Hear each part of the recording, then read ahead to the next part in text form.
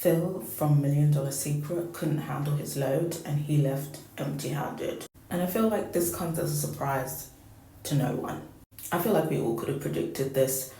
As soon as he got the $1 million in his box, he was the secret personified. He was awfully quiet, he was withdrawn, and everyone was noticing. In the latest batch of episodes, we start off with Phil having to complete his secret task to be able to move the money, which he really needs because he's so obvious.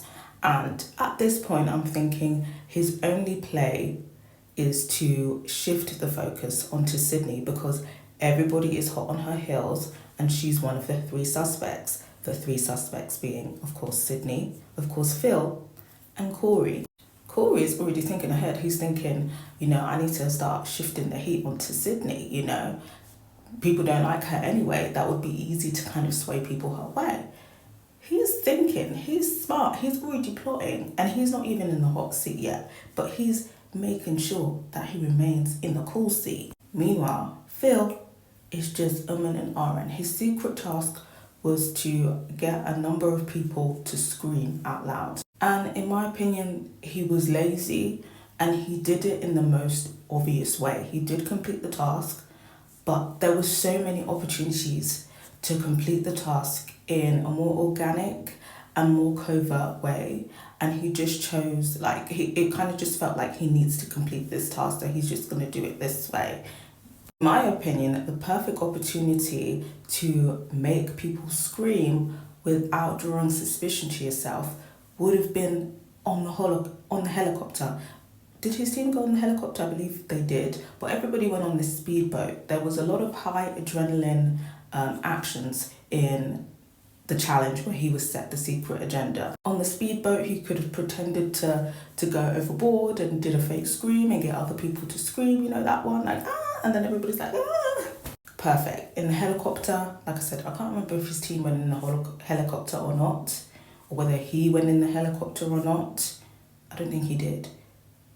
But if there was an option for him to go into the helicopter, he should have went in there. And again, this is so amazing. I've never been in a helicopter before.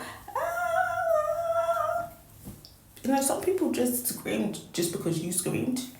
But he chose the option where his whole excuse is his teeth. And he was saying that, he was feeling very frustrated with his game as well because he just felt like he was that bad. And he was, to be honest. And he was just and everybody was saying how they were so emotional. And he's just like, let's go out on the balcony and scream. And everybody is like, yeah, we're on board for this. And they go and scream. I'm like, okay, at least the task is done. But is this going to be obvious? Obviously, the challenge gets completed. Carl gets chosen to go into the trophy room. And he gets given the clue that the challenge has something to do with a title of a very popular horror film. Immediately, I thought Scream because, I used to have a horror movie face, so immediately I was like, Scream. And I was like, he's going to get clocked. There is enough people in here of the age range that will get Scream. And sure enough, they're going through the list. Friday the 13th, The Conjuring, Psycho, Exorcist, Scream. Meanwhile, Phil is going through the list with them, obviously not saying Scream, but he's already like, damn. They basically got my ass and he's going along with it. So somebody says Scream and then Sam literally just starts bursting out laughing because she knows that it's Phil and everybody knows that it's Phil now because everybody knows it was him that suggested that everybody screams. So at this point, everybody knows that it's Phil and it's given done deal that he's going home.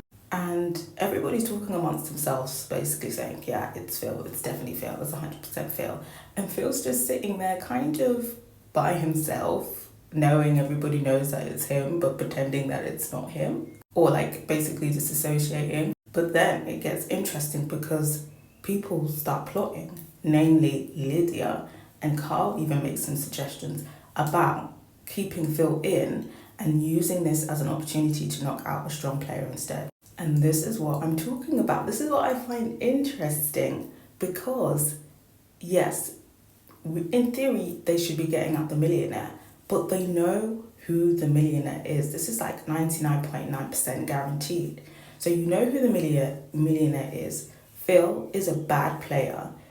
everybody kind of knows that they don't want the money right now. They want it closer to the end because their chances of winning and going undetected is better. So it could be a strategic play to keep Phil in, who you know is the millionaire and who you know is a bad millionaire and really is not going to be that much competition at the end. And you knock out a strong player who very well could knock you out and get the money for themselves, leaving you empty-handed. I personally think this is a theory you should entertain, but obviously at this point we haven't seen the twists further on, because at this point we haven't had the episode with the kill shot.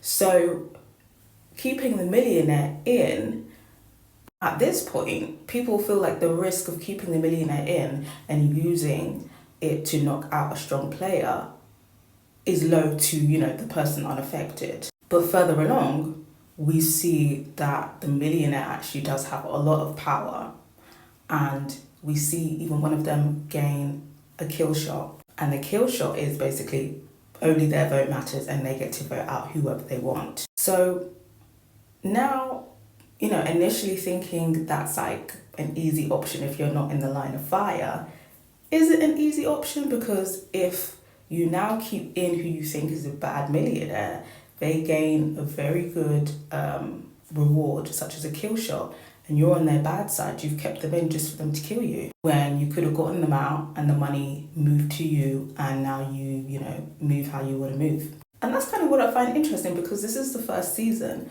No one's played it before, so we don't really have anything to go off of. Like, we think this would be a smart move, but then a twist comes in and it's like, oh, maybe it wasn't that smart. So now it's like, do we strategize and get out a strong player that could stop you from getting the millionaire? Or do you just consistently get out the millionaire? Because we've seen now that the millionaire does have a lot of power. Personally, knowing what I know now, I probably still would entertain both ideas. But interestingly, nobody really goes up to Phil and tells him about this idea of knocking out a strong player, and everybody's basically saying that they want Sydney out. Well, not everybody, but basically half of the group are entertaining this idea of getting Sydney out as a strong player and keeping Phil in because he's such a bad and obvious millionaire. But Sam does go up to Phil and she floats the idea. He's saying that he's on board. But one thing to note is that he doesn't actually outright say that he's the millionaire.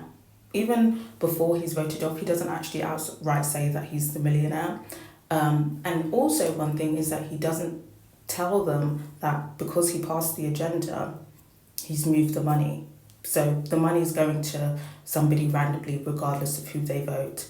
Initially, I thought it was smart not to say anything because Sam was talking about, like, I'm happy with you keeping the money. So maybe he thought, oh, like, people want me to have the money because they know that I have it and they can decide what to do next. But in hindsight, now I think he should have said it because the options are still there. People obviously want to get him out because they want the money to move, because it's not like they get a reward for knocking out the millionaire. They don't get a reward. The reward is the money switches hands and they now get a chance to be the millionaire. Of course, there's some people that obviously want him to still be the millionaire because they view him as a weak player. But this kind of covers all bases of people who just want to get the millionaire out and people who want to get out a strong player instead, because the option is still there. If they believe that he moved the money, of course, because he could be lying in theory. But yeah, I think that's the play he could have done. He's going around saying that he's optimistic, that, people have beaten worse odds, naming all of these notable people, Robert Downey Jr., Will Smith, which I thought was quite funny. But personally, I don't think he came aggressive enough at the round table. He was just basically floating it out there, vote a stronger player, but it kind of gave it is what it is. If you're going to vote for me, okay, I get it, but I was obvious. And it was quite a close vote between Phil and Sydney, but they went with Phil. They went with voting with the millionaire. And I think that was because of what they did with Lauren last week. I think it seems like it shifted and people feel like it was the wrong thing to do to vote out Lauren. So unfortunately for Phil, he was a goner. He went out graciously, and I think this experience has humbled him. Let me know what your thoughts are.